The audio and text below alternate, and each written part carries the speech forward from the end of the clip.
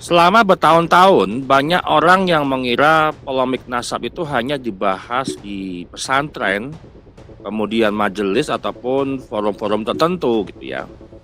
Namun data digital itu menunjukkan sesuatu yang jauh lebih besar yang sedang terjadi selama 4 tahun ini. Nah, dari riset secara komprehensif menggabungkan dari berbagai macam metode, terutama di Google Trends kita lihat, memperlihatkan bahwa tema nasab dan habaib itu terus dicari publik sepanjang tahun ataupun sepanjang masa.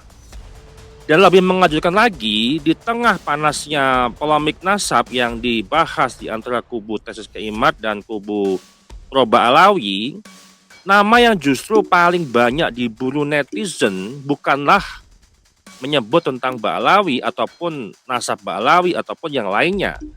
Tapi data menunjukkan nama Rizik Syihab itu justru muncul sebagai salah satu magnet perhatian terbesar dalam ekosistem polemik nasab ini.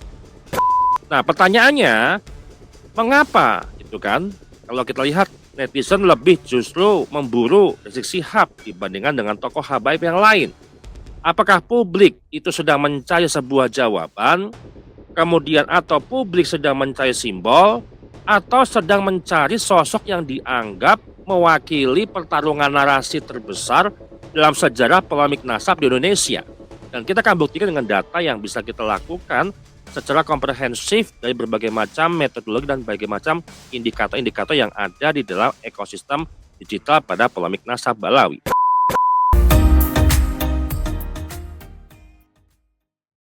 Sahabat Charlie dimanapun berada, kembali lagi di Papasla Insight. Kita akan membahas terkait rekapitulasi ataupun studi kasus di dalam ekosistem digital pada polemik nasab.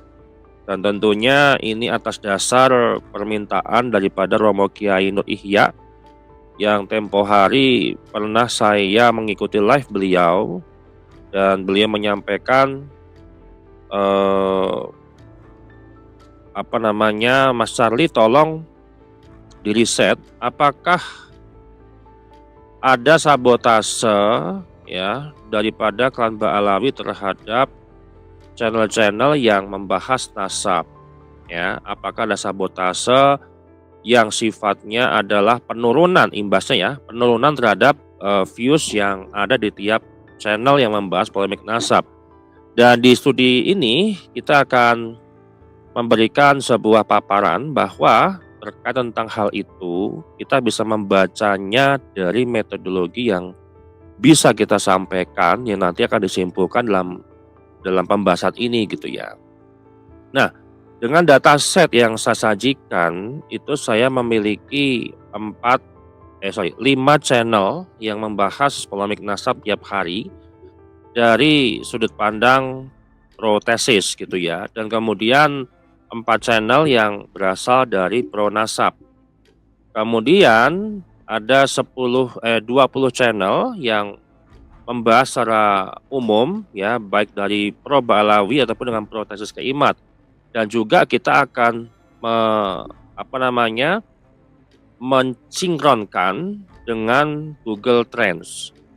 Nah, kalau kita lihat ya dengan data yang saya sajikan ya saat ini, saya belum melihat indikasi yang kuat bahwa penurunan views di ekosistem nasab ini disebabkan oleh report massal ataupun sabotase yang terorganisir sampai hari ini ya. Saya lebih meyakini itu 65%. Nah, sisanya itu faktor-faktor lain yang memang indikasi untuk sabotase yang terorganisir itu masih di kisaran 8%. Jadi belum signifikan sekali mempengaruhi semuanya.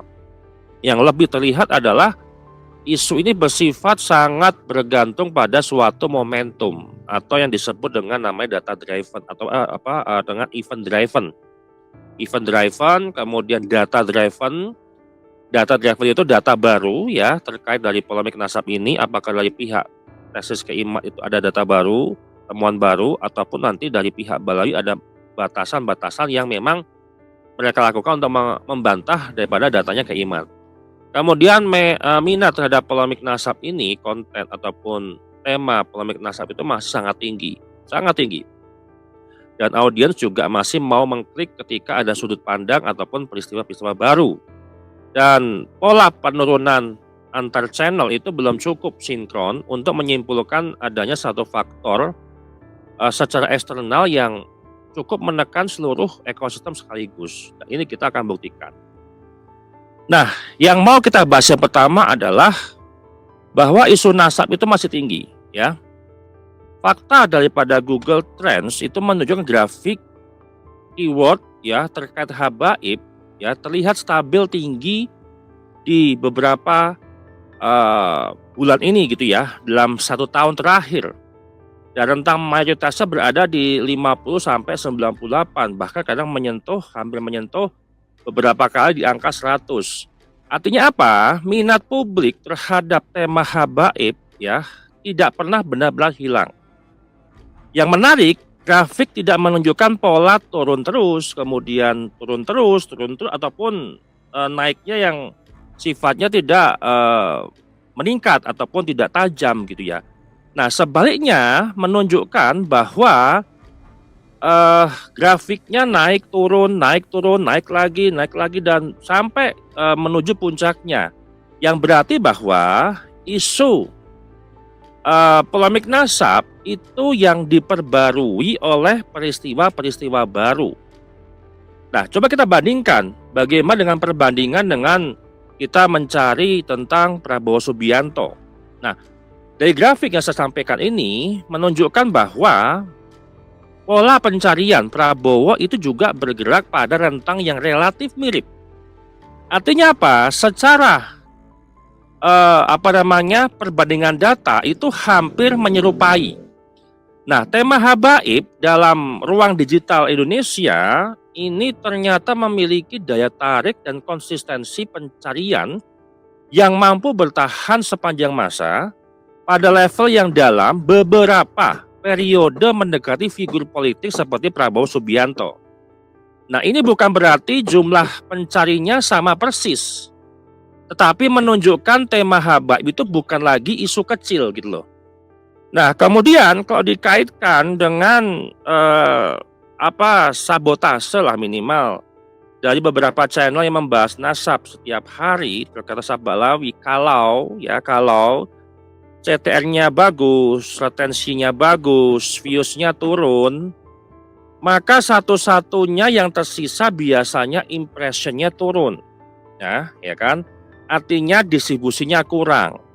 Tapi data menunjukkan di seluruh channel itu tidak menunjukkan bahwa ada indikasi sabotase yang sangat kuat. Justru CTR-nya bagus, retensi bagus, views-nya juga bagus, tidak ada masalah. Kemudian impression-nya pun juga nggak ada masalah gitu ya. Nah, artinya apa? Di titik inilah baru ada namanya anomali distribusi. Nah, untuk membuktikan report massal ya, itu ada 4 bukti ya. Yang pertama, video itu sering mengalami pembatasan iklan.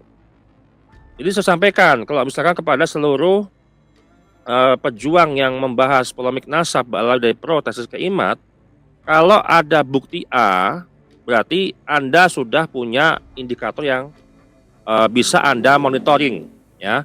Yang bisa Anda bisa checklist. Oh, berarti ada indikator yang bukti pertama bahwa ada pembatasan video ataupun iklan gitu ya.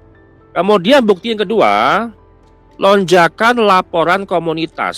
Nah, ini biasanya muncul di notifikasi dari YouTube Studio. Kalau teman-teman itu ada namanya pembatasan iklan, kemudian ada notifikasi dari YouTube, berarti 2 indikator ini sudah terpenuhi. Bukti kedua ini sudah terpenuhi gitu kan. Kemudian bukti yang ketiga itu adalah banyak video terkena review manual. Jadi ketika Anda mengupload video ya, kemudian Anda diminta beberapa waktu ke depan ya, itu ada notifikasi dan meminta untuk mereview manual. Nah, itu kalau misalkan 3 indikator ini terpenuhi, maka bukti ketiga itu bisa Anda monitoring gitu ya. Kemudian bukti yang keempat, ada penurunan impression terjadi ya, tepat setelah gelombang pelaporan. Jadi pelaporan terlebih dahulu secara review secara manual, Kemudian setelah itu terjadi penurunan impresi setelah gelombang pelaporan. Dan ini 4 bukti yang bisa sampaikan bahwa ada sabotase yang kuat dalam pelaporan massal terkait tentang channel yang membahas polemik nasab. Kemudian kita kaitkan, mengapa Rizik Syihab ini paling banyak dicari? Kalau kita lihat berdasarkan data yang kita analisis, kita kumpulkan, ada beberapa hipotesis yang sangat kuat. Ya, yang pertama adalah Pak Rizik ini adalah efek daripada tokoh pro dan kontra nasional. Mayoritas masyarakat itu lebih mengenal Rizik Syihab lebih dahulu dibandingkan dengan istilah Ba'alawi ataupun nasab Ba'alawi ataupun tesis keimat misalnya. Sehingga ketika muncul polemik yang berkaitan dengan habaib ataupun nasab, publik itu lebih sering mengetik dengan istilah keywordnya adalah Rizik Syihab dibanding dengan istilah yang lebih teknis, misalkan tesis ataupun polemik nasab. Kemudian kedua, Pak Rizik ini adalah sebagai efek simbol. Nah, dari sebagian persepsi publik secara digital, Pak Rizik ini bukan sekedar tokoh individu. Pak Rizik itu sering diposisikan sebagai simbol dunia habaib. Siapapun habaib itu ya Rizik Syihab. Kemudian gerakan Islam populis, penggerak daripada organisasi FPI. Lebih lagi ketika aksi bela Islam tahun 2016 yang menggulingkan Ahok itu juga lebih populis lagi. Nah, karena Pak Rizik itu setiap diskursus yang menyentuh tema nasab, tema habaib, tema Ba'alawi itu sering memunculkan rasa ingin tahu terhadap sosok Rizik Syihab. Dan memang siapapun itu ketika mengkaitkan dengan polemik nasab, pasti simbol Habib itu adalah Rizik Syihab. Kemudian ketiga adalah efek pintu masuk ataupun gateway figure. Banyak orang itu masuk polemik nasab itu bukan melalui istilah. Bukan melalui istilah tesis, antitesis, diskursus nasab ataupun polemik nasab, debat nasab, bukan, ya, tapi melalui Rizik Syihab, Habib Rizik, kemudian habaib, ya, itu pasti akan tertuju kepada satu figur. Selain itu, baru masuk kepada diskusi ataupun istilah-istilah yang lebih dalam lagi, gitu ya. Nah, pertanyaannya gini, mengapa isu nasab itu tidak akan selesai? Ya, ini justru temuan yang besar yang bisa saya sampaikan. Kalau kita lihat fase pertama sebelum 2023, isu itu berada di pesantren, kemudian forum kecil, kemudian lingkaran terbatas, belum menjadi sebuah konsumsi publik secara luas. Kemudian fase kedua 2024 sampai dengan 2025 terjadi ledakan digital, isu masuk ke YouTube, TikTok, Facebook, podcast, kemudian Instagram, bahkan di Google Search. Dan fase ketiga 2025 sampai dengan 2026 terjadi sebuah transformasi besar yang semula diskusi internal itu berubah menjadi isu nasional digital. Dan fakta yang paling penting itu bisa kita sampaikan bahwa channel-channel yang membahas nasab tidak terlihat indikasi turun. Justru CTR-nya bagus, impresi bagus gitu kan, kemudian durasi tonton juga bagus, views-nya masih ratusan sampai jutaan views per bulan gitu ya. Artinya apa? Orang masih mau mengklik, orang masih interest dengan nasab Habib, orang masih suka membahas tentang polemik nasab, ya, orang masih mau nonton kok. Jadi kalau kita lihat secara kesimpulan besar yang bisa kita ambil teman-teman, kalau sebuah isu yang dicari melalui Google, kemudian terus ditonton oleh YouTube, terus dibahas di podcast, kemudian terus diperdebatkan di media sosial, maka secara ilmu komunikasi, isu tersebut sudah berubah menjadi diskursus publik yang permanen. Jadi kesimpulan bisa saya ambil di sini teman-teman, mungkin banyak yang berharap polemik nasab akan selesai dengan mungkin berjalannya waktu ataupun momentum gitu ya. Namun data digital justru menunjukkan arah yang sebaliknya, secara berbeda datanya. Selama publik masih mau mencari, selama publik mau melihat video-video yang terkait masih ditonton dengan jutaan kali, Selama tema-tema habaib atau polemik nasab dan nasab itu terus muncul dalam pencarian Google ataupun internet, maka polemik ini tidak lagi bergantung pada suatu tokoh, bukan berada pada satu kelompok atau satu peristiwa tertentu. Tapi isu ini telah berubah menjadi diskursus publik nasional yang hidup sepanjang masa yang energinya ada secara tersendiri. Demikian saya, terima kasih.